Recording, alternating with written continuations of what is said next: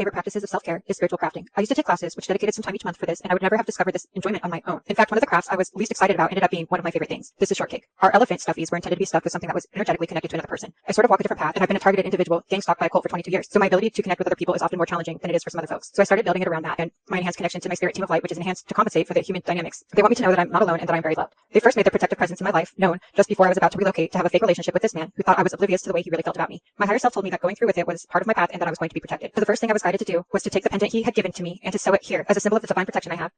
As my excellent memory serves me to transform the energy of these evil intentions with alignment of my soul's mission, I decided to make it a representation of my spirit team. So first I decided to stuff it with down feathers to represent spirit. Unfortunately, the fabric didn't work with them and I had to change my plan.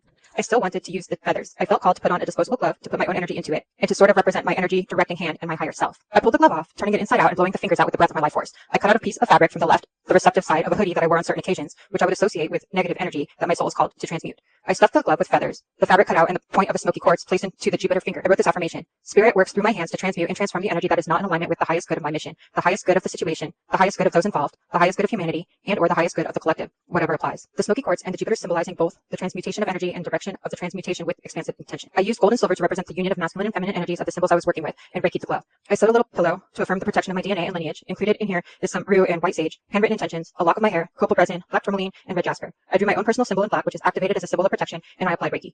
I added some incense and essential oil blends from class. I made another little pouch out of swatches that were sent with the class tools. They were intended to send them to other people to get their energy, but I didn't use them that way. Inside this pouch, I included some seeds my mom gave me, a lucky penny that had belonged to her dad, and some leaves that had belonged to a plant that was her mom's. I added a coin that belonged to my dad, and a record keeper ruby because that is his mom's birthstone. I added some oak that I'd gathered with some other items on a nature walk, and some fur from my familiar. I wrote the name Devin on the pouch. He taught me about my intuition and abilities as an empath before he left this planet. I did reach out to the man I call my twin flame, and I told him about the stuffy and asked him if he would send me something of his to include in my stuffy. He did. So I added that and a piece of fluorite, and I sewed up my stuffy, which is now a huggable reminder that I'm not alone on this spiritual path. I thought about including shortcake in this photo, but it didn't turn out that way. Instead, I brought her out to watch the show. My twin flame tried to hide a smile when he saw her, and then this girl over here started to look at me, then shortcake, and then started laughing. She carries the energy of people I love and spirit who loves and supports me along this incredibly challenging path that my soul chose. She is one of my favorite things.